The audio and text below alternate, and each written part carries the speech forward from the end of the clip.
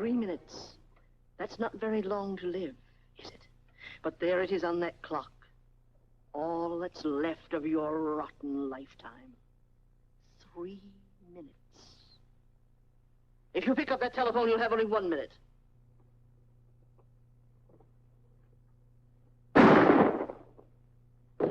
Operator? Operator? Hello? Hello? Hello? Sorry, operator. I dropped the phone. Sorry, operator. I dropped the phone. These words, spoken to a telephone operator, are the only clue to the identity of the mysterious woman who shot wealthy Thomas Bedford IV. And for 16 years, those words remain the only evidence, for this crime was never solved. Friends, in just a moment, we will present Miss Jan Cornell, creator and author of This Crime Was Never Solved. But first, a word about the one thing that is never a mystery, the undying popularity of Stanley cigarettes. Ladies and gentlemen, a sterling character ensures success. A Stanley smoke assures the best. So let's all light up a Stanley, shall we? It's my pleasure now to introduce the creator and author of The Stanley Show, a very delightful and charming young lady who has probed into more unsolved mysteries than the entire New York City police force. Incidentally, a young lady who is never without a Stanley cigarette. Miss Jan Cornell.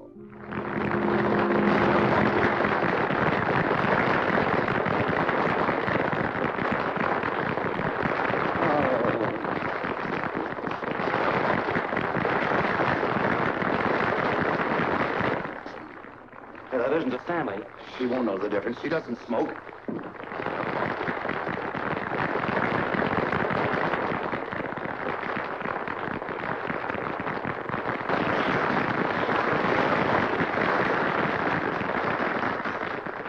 Thank you. Next week, we will again take you back through the years as we recreate another unsolved mystery. One that became famous as Murder at the Crying Pines. Perhaps many of you remember the case of beautiful Lenore Fenwick, whose unfinished autobiography was found beside her lifeless body. The year was 1931. The place, Lenore's isolated retreat in the Catskill Mountains Crying Pines Lodge. The murderer? No one has ever known or dared to answer that question. But next week, ladies and gentlemen, next week I will attempt to answer it. So when you tune in next Friday, you will hear something more than our usual unsolved mystery. You will hear a dramatization of Murder at the Crying Pines. And you will also hear my own solution to the strange death of Lenore Fenwick. Good night, everyone. The opinions expressed on this program do not in any way reflect those of the sponsor. Sorry, folks, we're a little late tonight. This is the Alliance Broadcasting Company. You see, none of that was in my script. It wasn't in anybody's script except Jan's. Oh, Donna, I know. You just ad-libbed a whole new show for next week. Whoever decided that you should be a detective? I did. You did? What right have you to? Look, Donna, if you'll just give me a chance, I'll explain everything. That is, if somebody will please take this Stanley. It's not a Stanley. It's a cigarette. Well, It's all right, Don. We know what you mean. We've all tried them. Say, Jen, what's with you and this Crying Pines deal? Smitty, I've got to do something. Look at this. Oh, don't be so grabby. Jan Cornell, who specializes in unsolved mysteries, should try solving one for a change. The mystery of her missing fans. Here's a clue, Jan. Michael Jerome, detective. Same time as yours, but a different station. Well, A.J. A.J., what's that? That? Please, you're speaking of the sponsor we love. Mr. Stanley? Mr. A.J. Stanley. Of course, I don't suppose I should expect A.J. or you to consult me about changing the show. No, I'm only the producer of this little fish fry. I didn't even consult A.J. You didn't? Oh, suppose we both consult him right now on the telephone. Whistling. What did you call me? I hope it's busy. Don, I'd like to do my own explain to A.J. Jan, will you need me next week? Don't I always have a part for you, Mida? Why, yes, but I thought... Darling, you will have the best part of your career in Murder at the Crying Pines. You see, I want you to play the murdered woman, Lenore Fenwick. Gee, Mida, that's swell. Congratulations. Boy, oh boy, what a fall I'll have to take for you next week. Oh, Jan, can't you write the script having her killed sitting in a chair? Lenore Fenwick wasn't... Well, tonight you said the lifeless body was found on the floor. On the floor, on the ceiling, what's the difference? When AJ hears about this, we won't even be on the air. Mr. Stanley's calling. It's for Jan. Excuse me, Mr. Fletcher. Hello, AJ. Jan, I just heard the show. Oh, you didn't... I mean, you don't... Tell him it's your idea. Yes, I thought it was rather dull in spots. But your idea for next week. Yes, AJ? Jan, that's sensational. You're a genius, young lady. So just stop worrying about Michael Jerome, detective. You deliver the goods next week, you'll have a new contract, a new salary, and a new title for your show. Jan Cornell, detective. How's that? Brother, that's terrific. Sorry, AJ, but... You know these two-party lines. Yes, I think the Fenwick murder is perfect for my first experiment. And I'm so glad you like the idea. Indeed, I like it. And Jan, remember, Don Fletcher isn't your boss. I am. Good night, dear.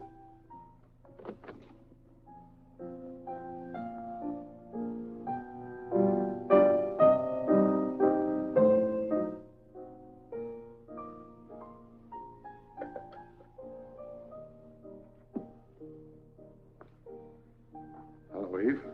Arthur, I was just looking for you. I'm flattered. I wish I could say the same for our guests. Arthur, you're being very rude. It's rude for a man to want to hear a radio program that costs him You're $10,000. not an adding machine, Arthur. You're a host. Come along. Eve, don't you even have a wifely interest in my business affairs? If you call that horrid mystery show a business affair, no. And don't expect me to stay here with you and listen to it. Well, the program happens to be from 11 to 11:30, so you're quite safe. The show's over for tonight. No, I'll be so glad when it's over for good. What Stanley Cigarettes need is a really fine musical program. Well, don't you think that'd be terribly monotonous? A half hour of nothing but piano? And not even good piano. He could have an orchestra. Oh, excuse me. Am I intruding? No, please come in. I was just leaving. And how was your mystery broadcast tonight, AJ? Well, at least you know when it goes on the air. Certainly. I know everything about my rival. Well, why not, after all? Jane Cornell's my rival, and I'm out to get the show away from her. I admire your frankness, Ricky. In fact, I admire it so much that I almost hate to tell you I've just decided to renew Miss Cornell's contract. No. Yes. Jan's popped up with an excellent idea. She's going to attempt solving those unsolved mysteries. To begin with, she's dug up an old scandal that happened at, what's the name of that place? The Crying Pines. All about the murder of, Lenore Fenwick. Well, yes, that's the name, Lenore Fenwick. You remember the case? Yes, I remember reading about it. But that's not the point, Arthur. Say, isn't Miss Cornell leading with her chin? I mean, suppose she make the wrong guess. Yes, Arthur, she's liable to make a fool out of you. You've got to stop her from doing a thing like that. Stop an idea that's bound to increase the sale of Stanley cigarettes? Well,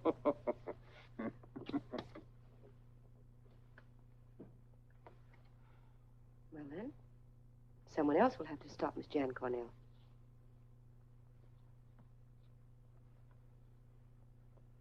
Get the car, Ricky. So soon? Well, I gave you a message to deliver tonight, didn't I have it right here. But still early. They won't be in yet. Get the car, Ricky. Thanks. Jan, let's have a cup of coffee at the Three Pirates. All right, but I have to get to work on the new script. Jan, I can't possibly play Lenore Fenwick. Well, how do you know you can't? You haven't even seen the script. Neither of you. Well, it isn't that. It's the...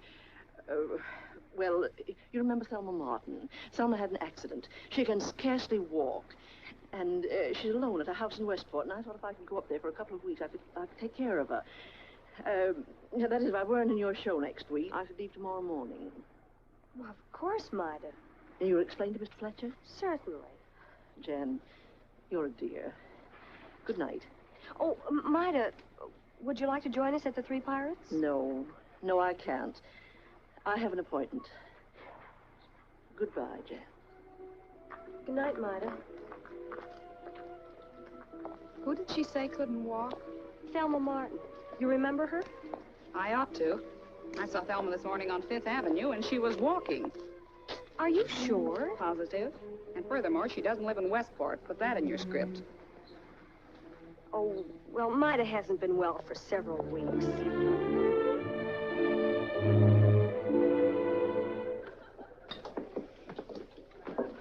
Well, if it isn't Miss Philo Vance. You mean the thin man's mother? Actors. Miss Cornell. Tell me, Miss Cornell, who killed her? Well, I know a lot of producers who'd like to. She was a horrible actress. Going to have a part for me next week? Well, she's going to have a show next week, isn't she? Well, isn't she? You bet she is. Don't let him heckle you, Jane. Well, look who's talking. Yes, Mr. Bill Burton, the head heckler himself. Oh, no, I heard your show tonight, and I think your new idea's swell. Well, you should. You're the cause of it all. Well, you mean my column this afternoon? Yes, your column this afternoon was almost my obituary tonight, insinuating that corny crime show on WRB is responsible for losing my fans. Of course it is, but you don't have to tell everybody. You know Mike, don't you? No. Hello. Sit down, Jan. Stop worrying. I'll make your Crying Pine show the biggest thing in my column next week. I don't need publicity. I need somebody who remembers the Fenwick case. Say, how about the files in your office? Say, there's something else she wants to ask you about Mida Kent. Now, wait a minute. One at a time, please. Say, Bill, Mida's acting awfully strange about playing the part of Lenore Fenwick. Oh, she's just a superstitious old actress. Well, it's the first time she's ever refused to play a part since the day you brought her into me. Bill, how long have you known Mida? One day longer than you. She wanted to be in radio. Some Broadway producer asked me to introduce her to the right people, which I did. I'll kid her about it in my column tomorrow, which I should be writing now. Telephone call for you, Miss Cornell. Uh-oh, AJ's changed his mind. Better stick around, Bill. It may be another scoop. It's plug, dearie. Thanks. Likewise, I'm sure. It won't reach. I guess you'll have to come over here. Well, so long. Oh, wait, Bill. It might be Lenore Fenwick. Hello? Oh, hello, Mida. Jan, what I told you on the street a little while ago, I was lying. Yes, I know. Look, honey, I don't want you to get hurt. Well, you will if you don't stop fooling around with that Fenwick case. Why? Tell her she's going to take an awful ribbon if she doesn't play that part. Why, Mida? I can't tell you why over the telephone. No, you'd better make it tonight. Jan, please make it tonight. Right away. 25 West 63rd. All right, Mida, I'll be there. Goodbye. Mida Smitty, we've got a date on West 63rd. Well, I'd like to drop you, but it's out of my way. Oh, I'll drop you. It's out of your way, too. Only 20 blocks. Oh, come on, let's go.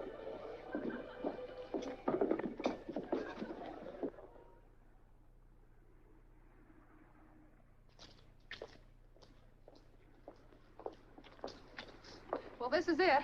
I hope Mida's still awake. Yes, and I hope you can find your way back to the subway. Good night. Good night. I said good night, Mr. Jerome. Jerome? Yes.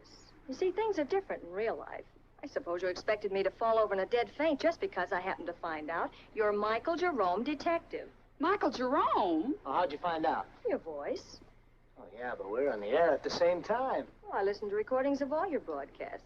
After all, I want to find out what my competitors got that I haven't. Yeah, well, you won't find that out on record.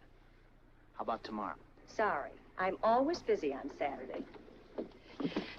I'm free Sunday. Swell, I'll call you Monday.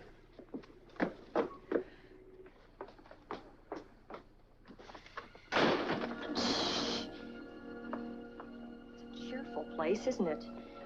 Cheerful, just like in a cemetery. Well, come on. She said it was the last door on the right.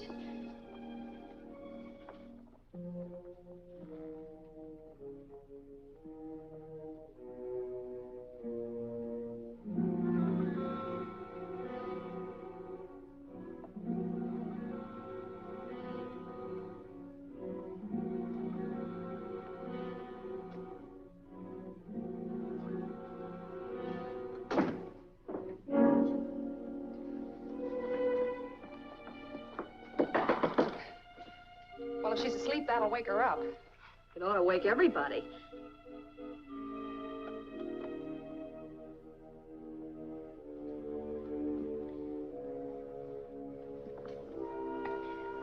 Mida, Mida.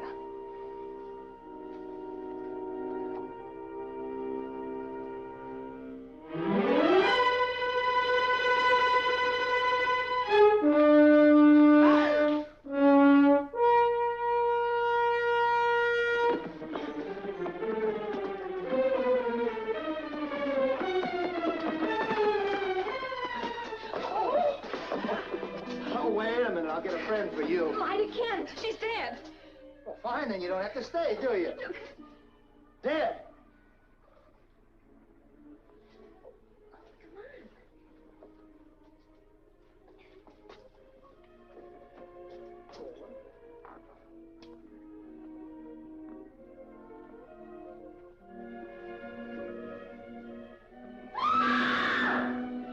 Anything you say will be used against you. Get back to your rooms.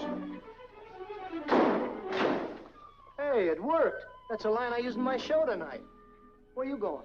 Well, I'm going to use a line from one of my shows. Let's call the police. We calling the police? Jan Cornell, crime specialist, and Michael Jerome, detective, calling the police? What would our public say?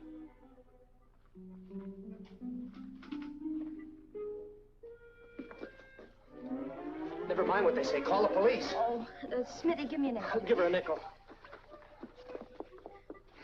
You're not nervous, are you, Mr. Jerome? I sure am. Somebody must have been in a hurry.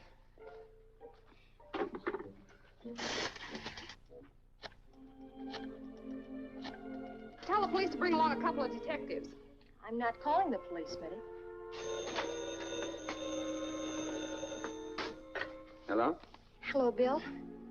Mida Kent's just been murdered. Yes, Jan. I know you want some publicity for that Crying Pine show, but you don't have to overdo it. Yeah. Yes, I'll get the police there, just as soon as I tell the night editor. The scoop for the Chronicle comes first, you know. All right, Bill, I'll be here. Goodbye.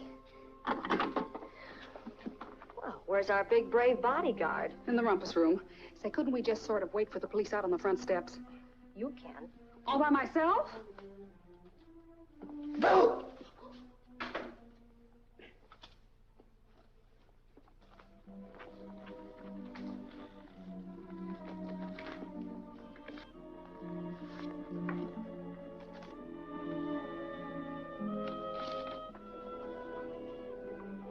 Oh, there you are, Mr. Jerome. Find any clues? Only one. One. Yep.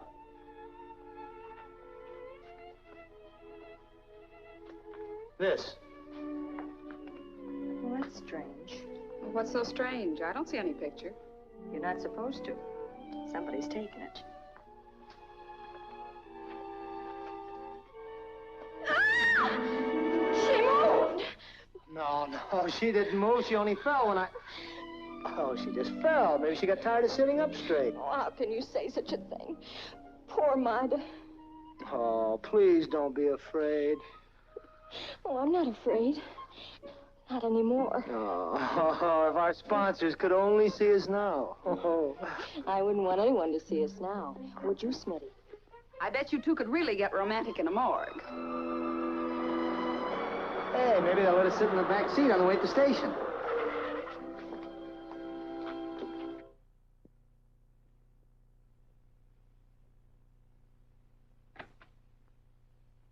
How much longer are they going to third degree, Miss Cornell? Don't worry about Jan, H.A. She knows all the answers. Oh, does she know who killed Mida Kent?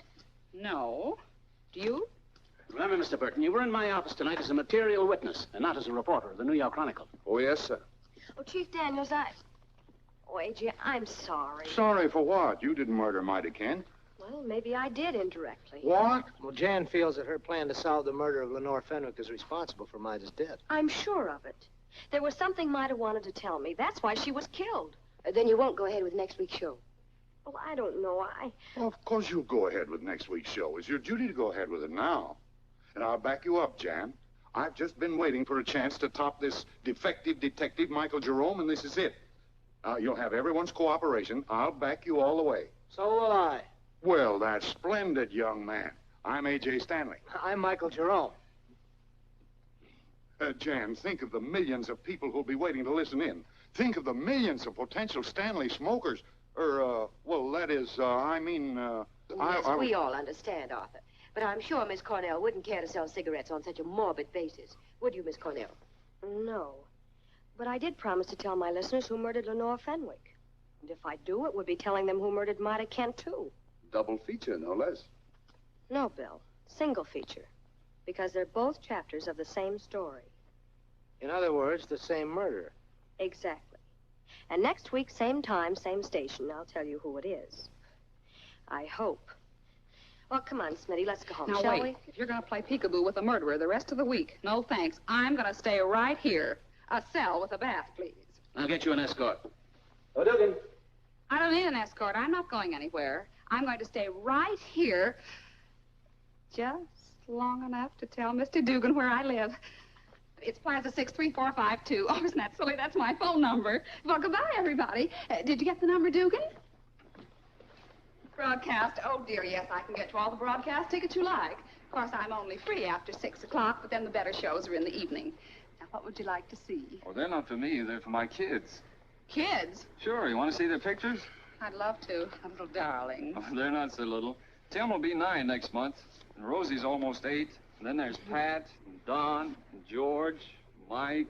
Hey, you'd better get some sleep, Bill. Sleep? I've still got that column to write. Well, I'll call us a taxi. Call a taxi for yourself. I'm going with Bill. No, I'm not kidding about that column, Jan, and I write my columns at the Chronicle office. I'm not kidding either. That's where I want to go. I won't be any bother, Bill. All you have to do is turn me loose in that place where you keep pictures and clippings and old Chronicle files. In the morgue at 3 o'clock in the morning? Well, I've got to start my research on Lenore Fenwick and Marta Kent sometime. Come on. Good night, Mike. It's going to be awfully dark and lonely in that morgue. It won't be if you're there to help me lift those big, heavy files.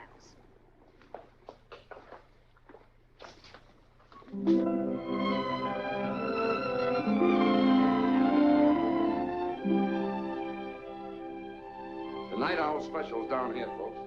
It's the only one that's automatic. It's reserved for janitors and columnists who are 4 hours behind the deadline.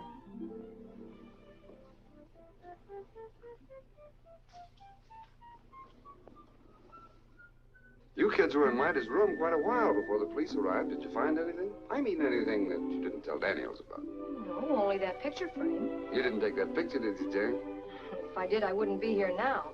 I'd be home writing the finish to Murder at the Crying Pines. Because I think the killer got away with a picture of himself. Which way to the morgue, Bill? There it is, right there. Walk right in. It's always open. I'll be upstairs if you need any help. What's the matter, Mike? Lose something? Just some of my boyish illusions.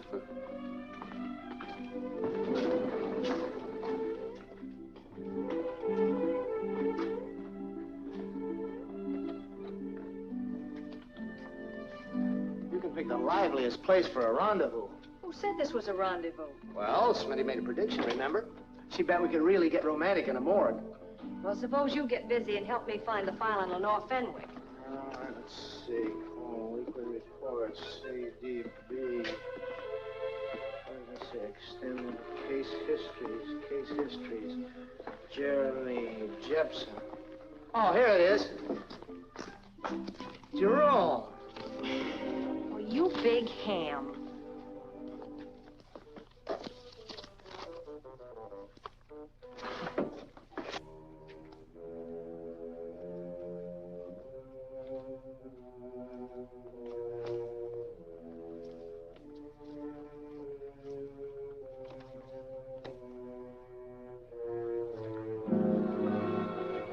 Hello? Hello?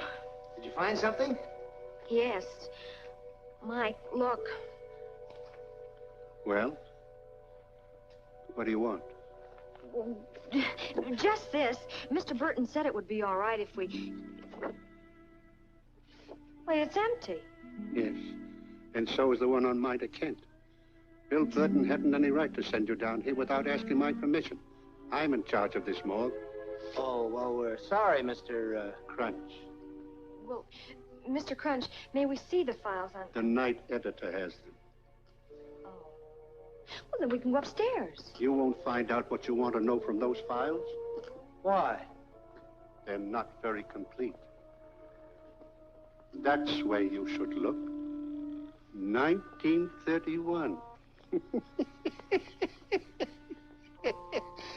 That was the year Lenore Fenwick was murdered. And April was the month. Well, why don't you look?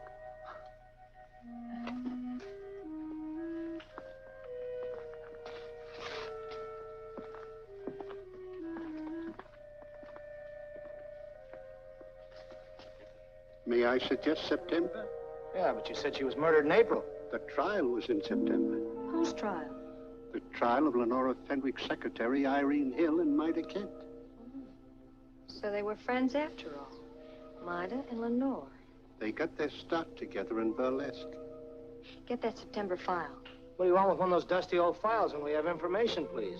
I just finished researching the case for the night editor.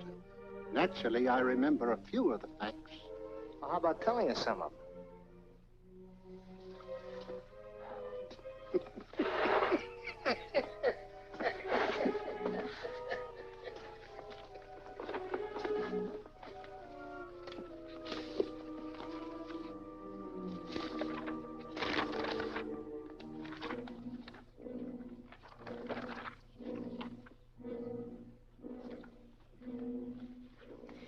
Lenore Fenwick. What a woman. For no reason at all, she decides to settle down in Crying Pines Lodge and write her memoirs. So she takes her secretary, that's Irene Hill, Mida Kent, and $70,000 in cash. Lenore had 3 husbands. None of them killed her because she killed them first. Indirectly, of course. She just sort of worried them to death. So the jury freed Irene Hill and Mida. According to them, the murder was committed by a mysterious unknown visitor Lenore received that night. Someone who also stole the $70,000. Well, I agree with the jury. But who was the unknown visitor?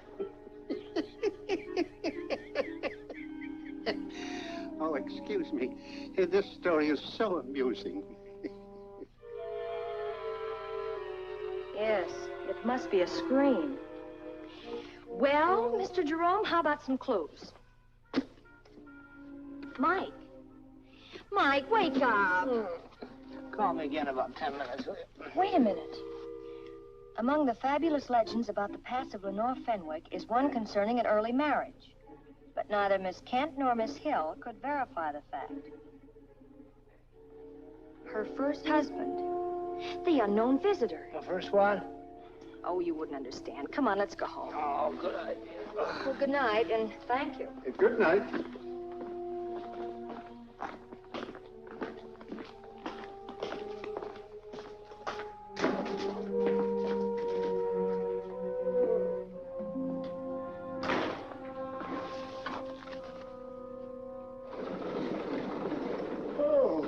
Of course, the most important question is, who was Lenore Fenwick's first husband? Before that, I've got to find out what became of Irene Hill. Well, Mike, you've been swell. Thanks. Oh. Now, maybe I'd better take you home, huh? Oh, don't be silly. I'm wide awake. Good night. Good night, Mike.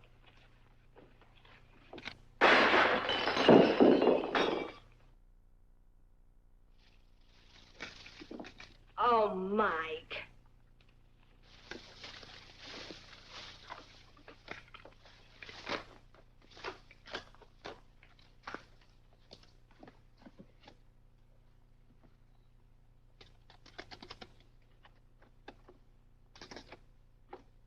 Oh, dear. Smitty's put the night latch on. Here, step aside. Fix it.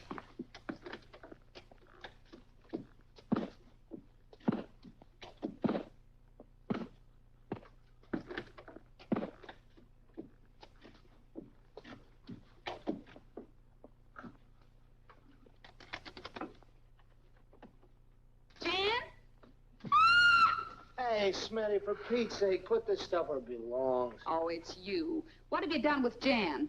She's right here. Oh, Smitty, you're not rearranging the furniture again. Rearranging the furniture, my eye. I did that for my own protection. Since this was slipped under my door tonight. Miss Cornell, you are now what is known in your radio scripts as a marked woman. You didn't meet Mida Kent tonight. But if you don't mind your own business, you will. Well, from what I've just read about Mida's past, it would be a very warm place to meet. Take a look at this note that you lifted from the pep boy. Where's the same stationery? It is impossible for me to give you more than this tonight. But if you can stop the broadcast, you'll have everything you want. I. Somebody's initial. Well, obviously, but whose?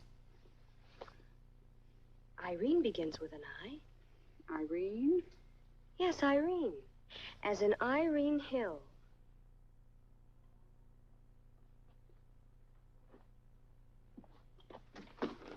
Oh, hello, Don. I was just asking Smitty when I could expect the script for Murder at Crying Pines. Smitty doesn't write my show. And you don't answer your telephone. I've been very busy writing. Well, where's the script? Don't worry, Don. You'll get it. When? Just as soon as I decide who murdered Lenore Fenwick and Mida Kent. Well, new sound effects for my show? No, it's Uncle Don's bedtime stories. Tonight he's telling kiddies all about a man who gets his head bashed in with a nice, dull meat axe. Well, what about the sound effects for Crying Pines? Are you kidding?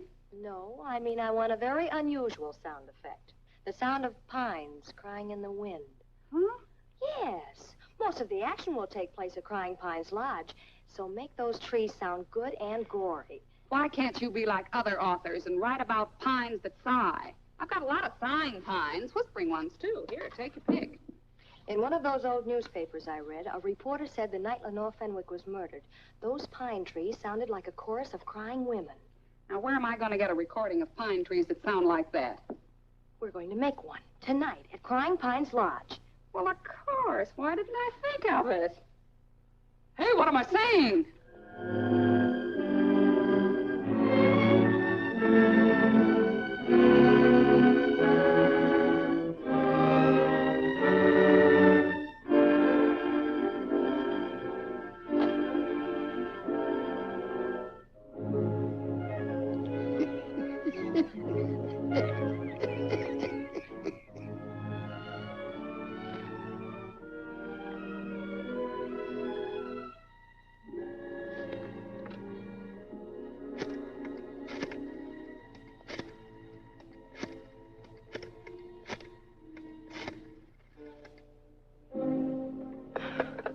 Wrong number. Well, why not try to get the right one? You know the old saying, if at first you don't succeed.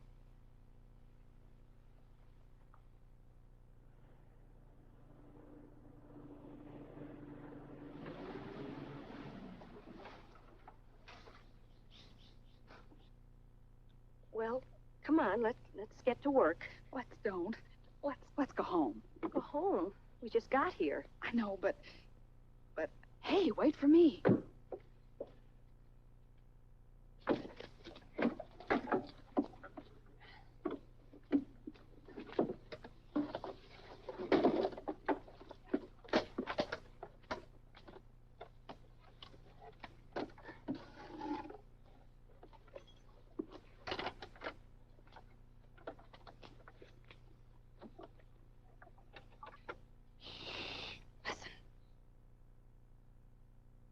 I don't hear anything. That's what I mean. It's so quiet. I don't think the pines are going to cry tonight. Let's go home. Oh, no. We're going to wait right here until a wind comes up and makes them cry. A wind? Yes, dear, a wind.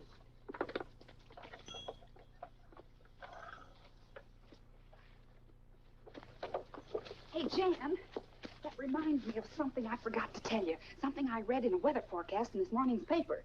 The weatherman said there isn't going to be any wind in this part of New York State for several weeks. He didn't say why. He just said something to do with elements and things like that.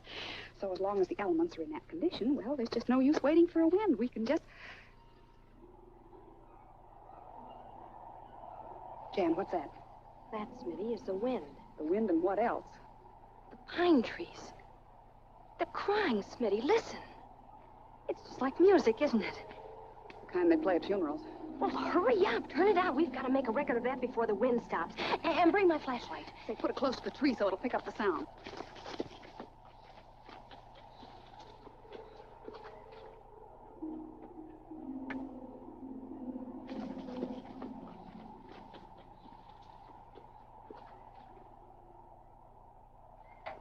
Hey, you're not going in.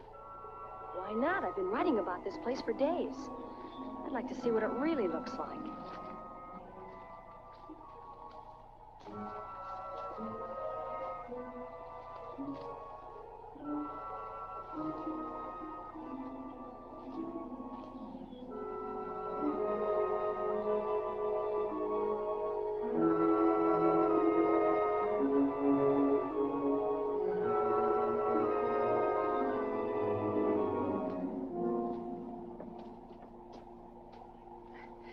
Too bad the door's locked.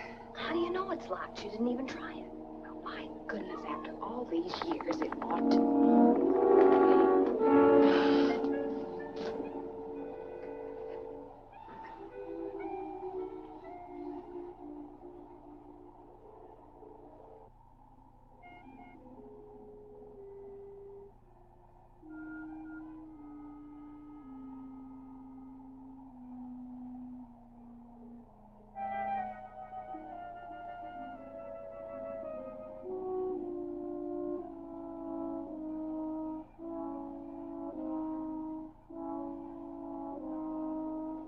Jan, let's go. Don't you think we ought to make another record? 3 minutes to a side is enough crying pines for me. If it's a good record, let's play it back to make sure. Those pines make so much noise, we wouldn't be able to hear it. We'd be able to hear it in here. In here? Yes, with the door shut. With the door shut? No, thank you. The next time I shut a door, it's going to be on that little old car outside, and we're going to be on our way back to New York. Smitty, please, what if we get back to the studio and find we've made a bad record?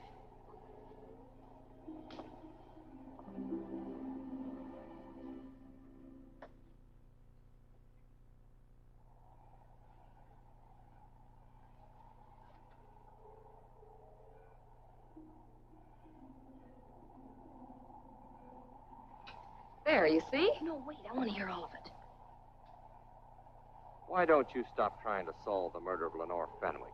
You might find the right answer, but will you live to tell it? Well, don't look at me. It came out of there. I know, but... Don Fletcher. A trick like this would be his idea of a very funny gag. Yeah, but Don isn't here. He hasn't the nerve to come here. And anyway, it could be done at the studio. I'll try another one to find out. No, please, Jan, let's go.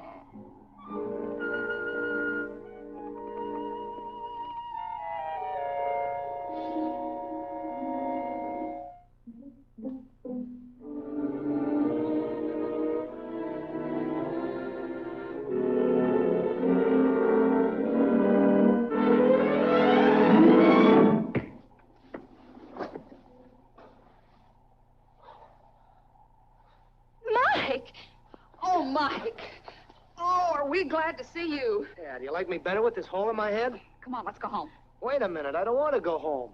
That's because you don't know what somebody just said on that record. Maybe he does. What? Oh, Jan, Mike wouldn't do a thing like that, would you, Mike? Why, of course. Do a thing like what? We'll tell you all about it when we get home. All about what? What's happening? Why is she homesick all of a sudden? Mike, how long have you been here?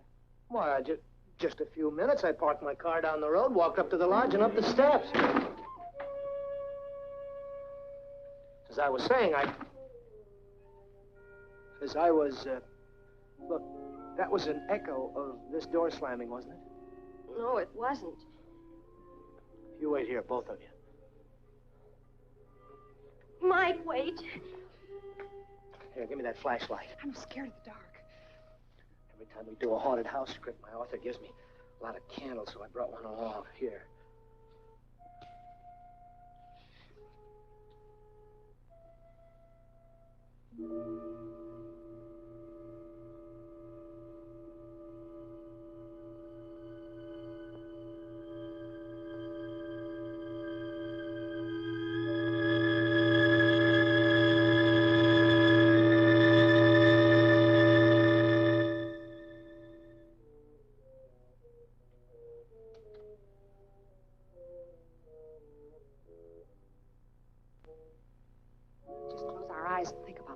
carnival. A lot of people dancing in cafes and walking up and down Broadway at high noon and traffic cops all over the place and...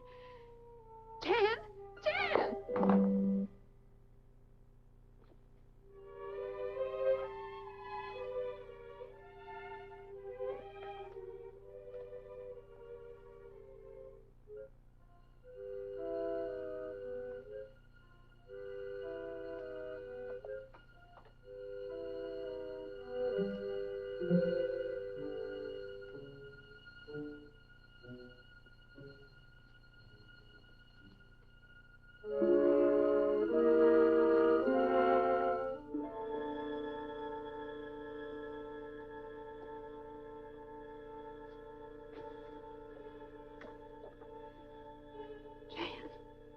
Now, what's the matter? There's just two of us here, aren't there? Well, what about Mike? That isn't Mike. Get out of here. Lenore Fenwick's ghost. Shut up.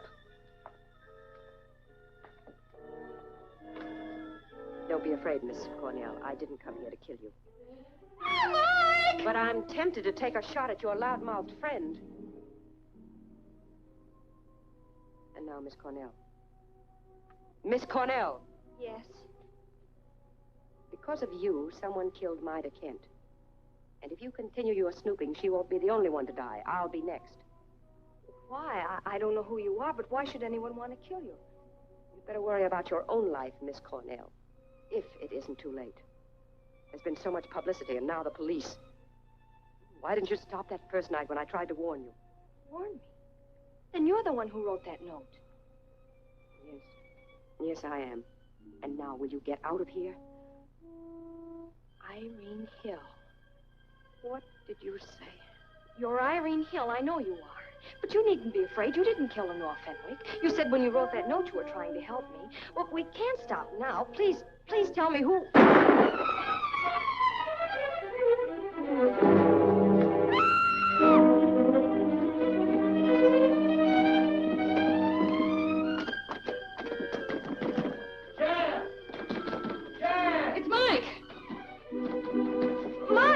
Stop playing games and let me out of here.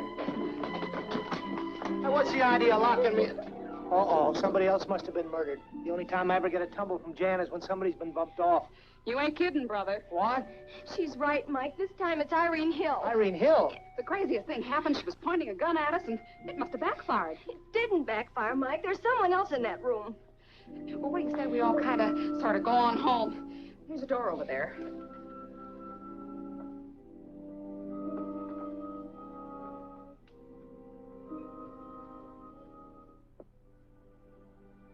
Did you say Irene Hill? Well, of course it's Irene Hill. She stood right here and said she wrote that note. And... Eve Stanley. Your sponsor's wife. Honey, I'd sure hate to be your next option. Mrs. Stanley. Who used to be Irene Hill. All right, now, baby, take it easy. She was. I know she was, and I can prove it. Everything she said is on that record. What record?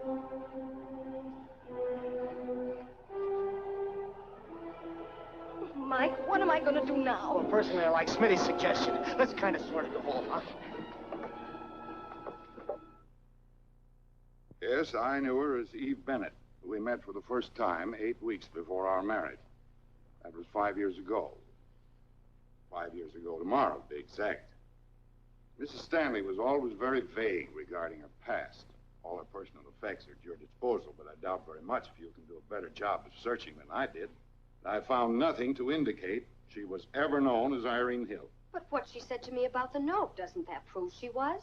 Yes, and so did the record. Mr. Jerome, I'm asking you for the last time. Did you ever see or hear that record?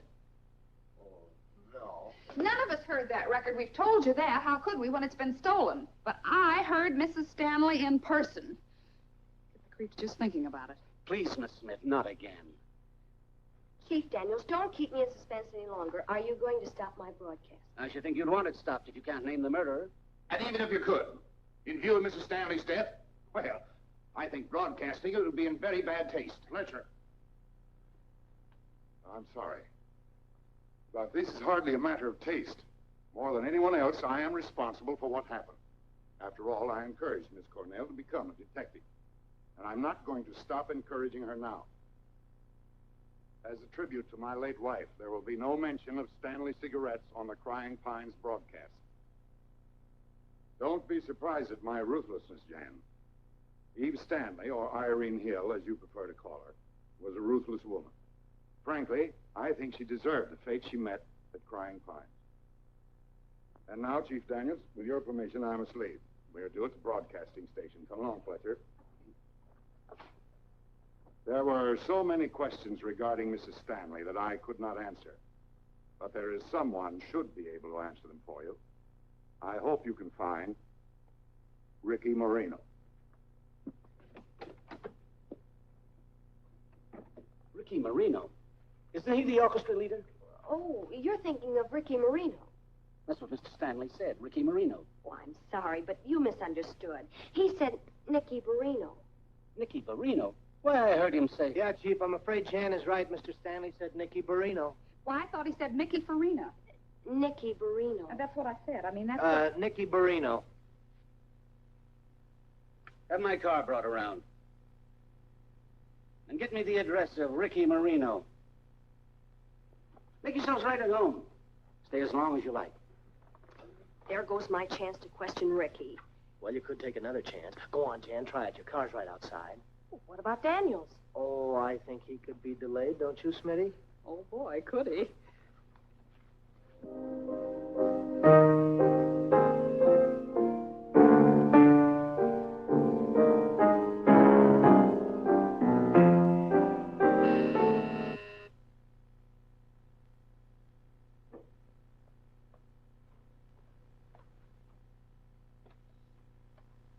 Hello.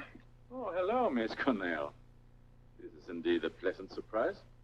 I was expecting the police. Oh, well, Chief Daniels has been delayed. I hope. What's this? $500 in cash. As you know, Mr. Stanley pays me for writing a radio program. And I'm in the habit of paying everyone who contributes to that program. Uh-huh. And my contribution? Mr. Marino, did Eve Stanley ever tell you anything about Lenore Fenwick's first husband? Miss Cornell, I don't know the answer to your $500 question. I see. Perhaps 5 of the $100 ones. Well, I could try. Won't you sit? Thank you. Did you know Eve Stanley when she was Irene Hill? No. For some unknown reason, I never get to know women until after they are married. You know, until last night, I don't think anyone except Maida Kent knew Eve's true identity. Well, what about the murderer? You almost found him last night at the Crying Pines, didn't you? Did you ever deliver an envelope to Maida Kent? Many of them. So many of them, in fact, that I became curious. Of course, there was no use asking Eve for an explanation. But I thought Maida looked the type who would talk after a few drinks. And she did. That's how I found out what actually happened at the Crying Pines the night of Lenore Fenwick's murder. Yes? Well, they were both in their rooms. I mean, Maida and Eve. Well, let's call her Irene. They heard a shot, and they rushed downstairs and found Lenore dead. And? And I'm afraid I shall have to consider that question number 4. Please continue, Mr. Marino. All right. Well, Maida went to call the police, and when she came back, she saw Irene taking something out from behind the loose brick in the fireplace. The $70,000. Yes. And she hid the money somewhere in the lodge and promised to meet Maida a year later at the Crying Pines to divide the money. Maida Kent, she kept her promise, but Irene Hill, she didn't. It was first years later that Maida found out who Mrs. A.J. Stanley really was. And then she went to collect. However, the $70,000 is gone. Eve had spent it for a lease on a new life. So, Maida settled for less on the installment plan.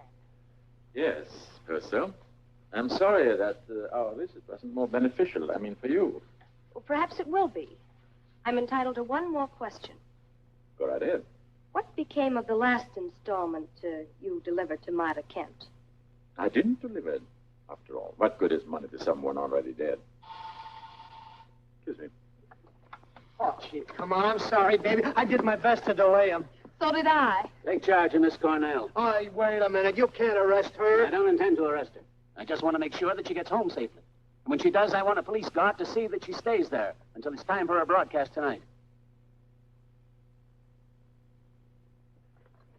Wait a minute. Who are you? Oh, hello. You're new here, aren't you? I'm the night shift. Well, I'm the swing shift. Fine. Then swing into that apartment and stay there. Hello, Smitty. Say, what goes on here? Where do you think you're going? Oh, I have to get to the rehearsal with our escort. Rehearsal? Jan, have you got to finish? Yes. Yes, a sensational finish. Ladies and gentlemen, so you'd like to know who the murderer is? Well, so would I. And please, Smitty, not too much sound effects on my exit. Just a gentle thud. Cheer up, kid.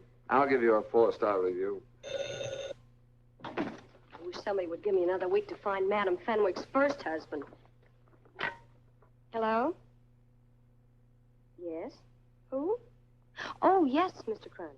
Miss Cornell, there's something you should know. Something I've been afraid to tell you. You see, I haven't delivered 25 West 63rd. Well, I don't understand. I think you will when I say that my room is directly above Myra Kent. And that night her radio was playing very loudly and I went to complain. I turned the radio off. At first I thought she was asleep at the desk. And then I saw the picture. I took it. Myra Kent and Lenore are in the picture and there's someone else. A man. Who is it? I'm afraid. I'll leave the picture in the Fenwick file here in the morgue. Please don't tell anyone. And if you come, I'd advise you to come alone. Bye.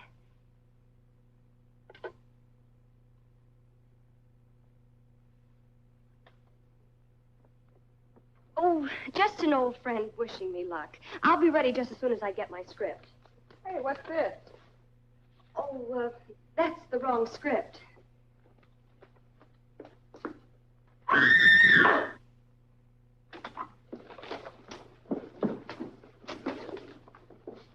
In there.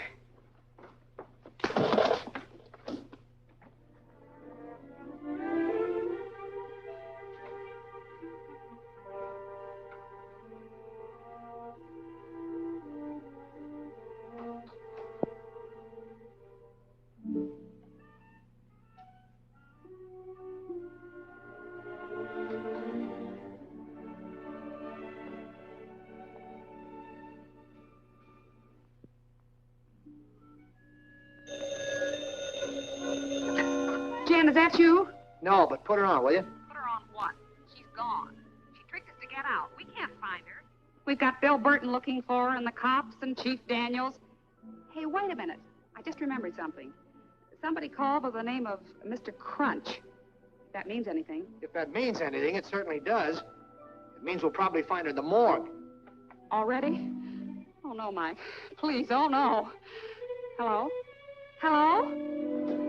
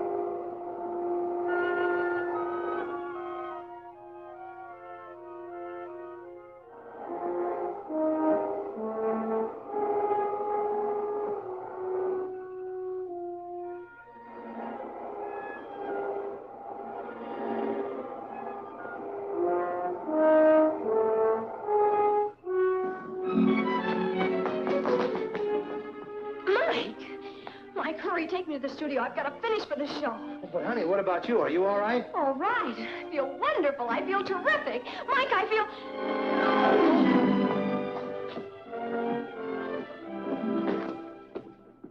Now, remember, Smitty, that sound on page 4 is a telephone, not a shot. Sorry, I'm a little nervous tonight. I keep reaching for guns. I've rehearsed without a last page. Now I've got to have one for rough timing. But, Don, there is no last page. It's strictly ad-lib. I don't care what it is. I've got to have some reason. All right, Fletcher. Of course, it may be a good idea if you let someone know what you intend to say. Well, I was only thinking of your own safety.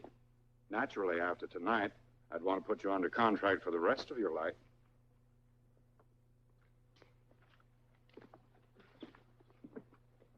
Mike, look at the time. What about your broadcast at WBR? Oh, I told my former producer to get an understudy tonight. Your former producer. Yeah, and he said he'd love to get an understudy for the rest of the season. But, Mike, you can't... I brought you special guests.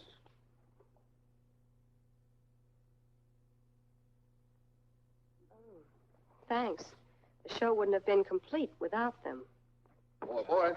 As soon as the show goes on the air, you go out to that payphone just outside the door. Call the Chronicle City Desk and keep the wire open until you hear from me. There's a nickel for the call. Yes, sir.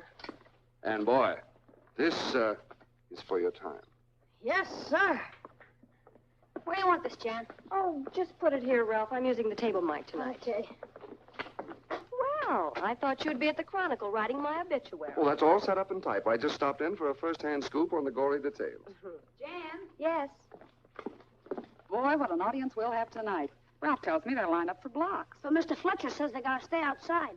On account of the killer. He might sneak in that way. He's already in. Quiet, everybody. Quiet. Everybody, please leave the stage, with the exception of the press and those directly concerned with its broadcast.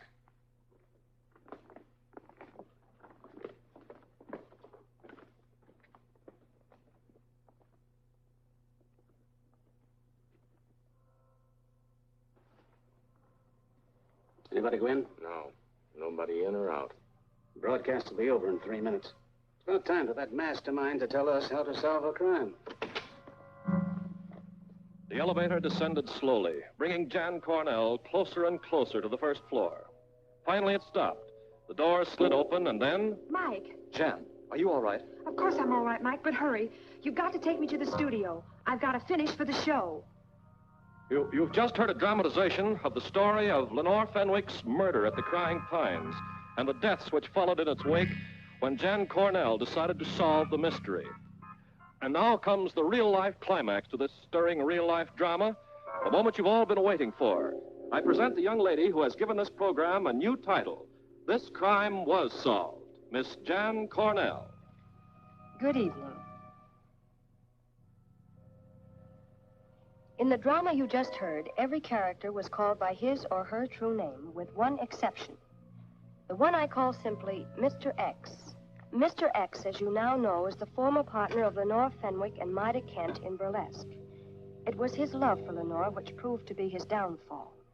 For Lenore's evil mind created a swindle which the adoring Mr. X performed. The swindle was successful for Lenore, but it sent Mr. X to prison. And Lenore forgot him until years later at Crying Pines. Tonight, Mr. X makes another unexpected appearance. It is now my duty to introduce him. It is not a pleasant duty because I'm about to introduce a friend as a murderer. Ladies and gentlemen, Mr. X is...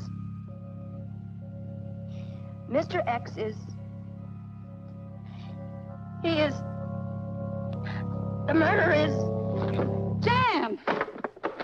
Stand back, all of you. She needs air. Air, it's too late for air. She's dead. He's killed her. The water. It's been poisoned. Oh, no, Bill. That's not the cup you poisoned. Smitty, you did change it, didn't you? You bet. This cup's Exhibit A. Mr. Burton, the city editor wants to... Ladies and gentlemen, the murderer, Bill Burton, has just tried to escape.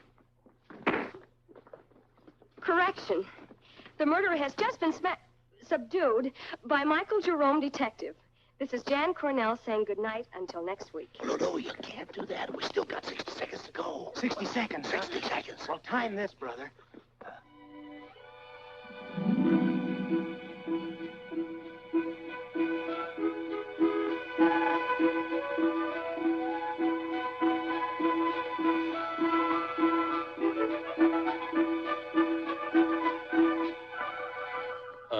Thank you. This is the Alliance Broadcasting Company.